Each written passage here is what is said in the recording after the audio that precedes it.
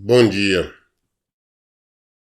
Efésios 2, a partir do versículo 17. Carta de Paulo à igreja em Éfeso, capítulo 2, a partir do versículo 17. E vindo ele, proclamou a paz para vós, que estavais longe, da mesma forma para os que estavam perto. Pois por meio dele, tanto nós como vós temos pleno acesso ao Pai por um só Espírito. Jesus veio, ele realmente trouxe a paz. Não, só para Israel, só para Jerusalém, não. Para todo mundo. Para eles que estavam ali perto, para nós, para o japonês, para o chinês, para os alemães, para os africanos, para os australianos, enfim, para o mundo todo. Hoje, através de Jesus, todos nós temos acesso ao Pai. Qualquer pessoa hoje pode ir a Deus. Pastor, mas eu vou, ele não me escuta. O que faz diferença? O que impede Deus de ouvir as nossas orações, os nossos pedidos, os nossos clamores? É o pecado. É o pecado.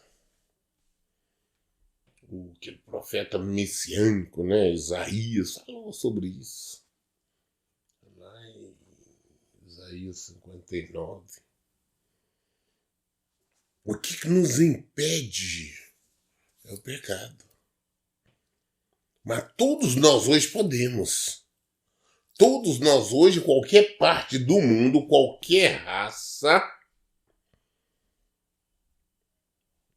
pode vir ao Senhor diante do Senhor, pode se arrepender dos seus pecados e vir ao Senhor. E em o nome de Jesus, você tem acesso a Deus, você fala com Deus. Através dele, ele veio e trouxe a paz para todos nós. Mas infelizmente a maioria rejeitaram, estão rejeitando até hoje.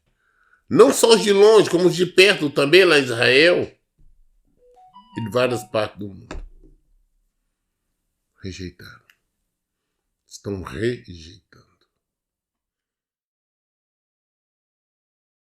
Versículo 19.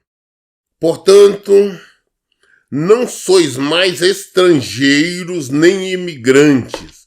Pelo contrário, sois concidadãos dos santos e membros da família de Deus, edificados sobre o fundamento dos apóstolos e dos profetas, sendo o próprio Cristo Jesus a principal pedra angular deste alicerce. Não somos estrangeiros para o Senhor, porque antes, entenda uma coisa, até a vinda de Jesus, todos nós, de qualquer parte do mundo, se não fosse judeu, estava excluído. Jesus veio, acabou, derrubou este muro, esta separação. Antes, nós, diante dos judeus, nós seríamos considerados estrangeiros mesmo diante de Deus. Hoje não. Ou fazendo parte da família do Senhor. E quem é a família de Deus? Aqueles que vivem em conformidade com a palavra dele, aquele que crê em Jesus Cristo, aqueles que obedecem a Jesus Cristo. Esses, todos esses, agindo assim, fazem parte da família de Deus.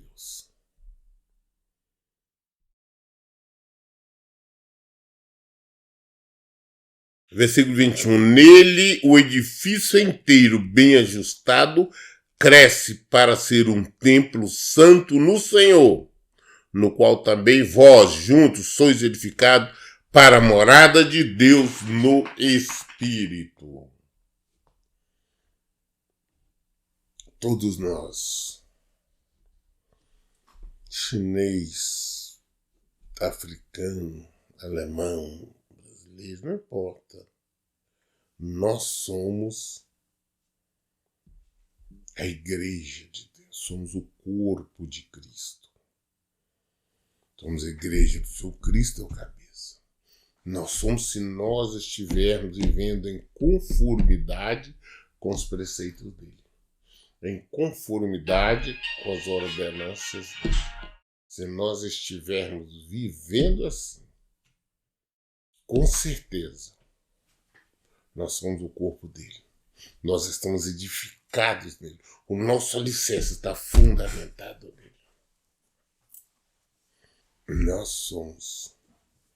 Então, em todo o tempo, o Senhor não nos obrigou a nada. Ele não dá as escolhas. Podemos escolher estar nele ou não. Está diante dos nossos olhos. Muito bem, concluímos o capítulo 2 de Efésios. Então vamos começar agora Efésios 3, no versículo 1, a carta de Paulo à igreja em Éfeso, capítulo 3, versículo 1. Por essa razão eu, Paulo, sou prisioneiro de Cristo Jesus por amor de vós, não judeus. Paulo foi aquele pregador para os não-gentios, que abriu igreja pelo mundo afora. Tem vários países, né, pregando, abrindo igreja, tanto na Espanha, na Síria, no Iraque, por aí afora. E sempre, quando os judeus se encontravam, levantavam contra ele, espancavam, prendiam.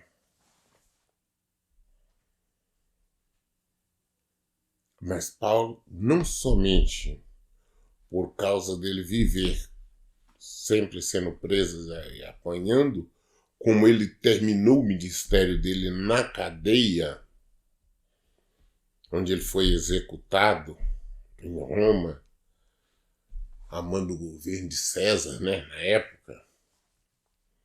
Mas independente dele estar preso, mesmo ele estando livre, ele se considerava prisioneiro de Cristo. É o que todos nós deveremos considerar.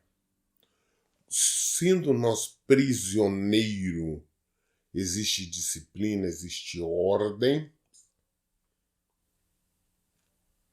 que nós temos que obedecer. Nós temos que obedecer os preceitos do Senhor. Então nós estamos presos no Senhor. Mas quando for por amor de vós, eu me considero prisioneiro de Cristo. Por quê? Ele pregou para o gentil, pregava para... Através dele, a palavra de Deus chegou até nós. Fomos alcançados. Não, por que é um prisioneiro? Por exemplo, nós sabemos que nós não podemos fazer uma série de coisas que é contrária à palavra dele, porque estamos presos no Senhor. Mas devemos ser, antes de qualquer coisa, um bom prisioneiro. Versículo 2. Se é que sabeis da dispensação da graça de Deus que me foi concedida em vosso favor. E como por revelação me foi manifestado o mistério, conforme vos escrevi, acima de forma resumida.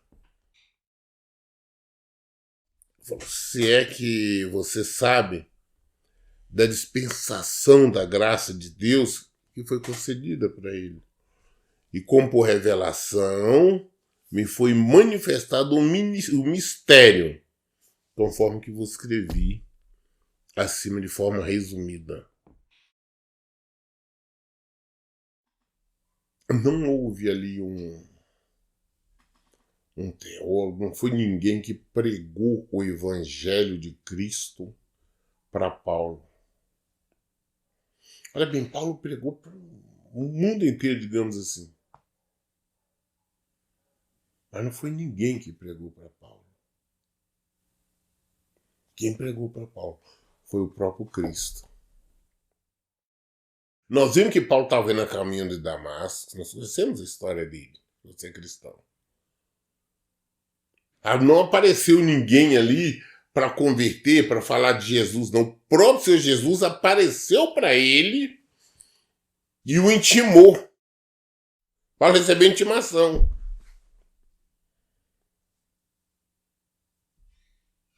Jesus apareceu já chamou a atenção, mas por que o senhor está me perseguindo?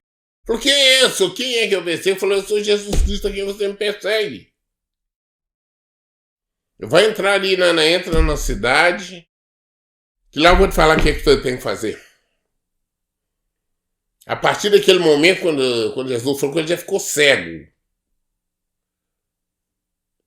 Porque era necessário ele olhar para dentro dele primeiro. Era necessário ele falar com Deus. E para nós falarmos com Cristo, com o Senhor, não precisamos da visão física. Ele foi conduzido à cidade. E ele ficou lá. Durante 3 dias não comeu, não bebeu. Cristo, Jesus falou com ele. O ensinou, pregou. Ele ainda falou com ele, falou, olha, vai vir um moço aí, e ele vai vir aí, ele vai orar, você vai voltar a ver. E assim aconteceu. Depois disto, ele foi batizado. Na hora ali que é batizado. Interessante. Ele estava entrando, foi para Damasco para prender as pessoas, os cristãos. Mas lá ele ouviu, Cristo falou com ele, o que ele fez? Agora ele está pregando o evangelho. Ele não saiu de Damasco para voltar, não. Ali mesmo ele já começou a pregar o evangelho. Basta você ler Atos dos Apóstolos,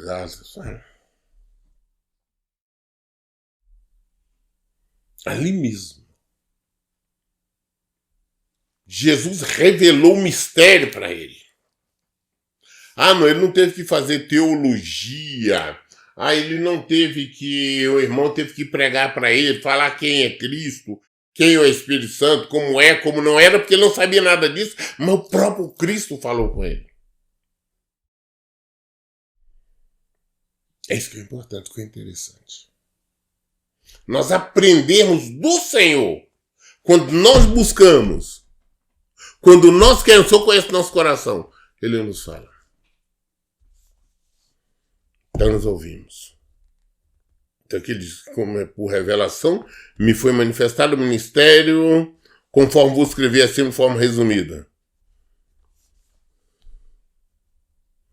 Nós lemos hoje aqui o capítulo 3 de Efésios, até o versículo 3.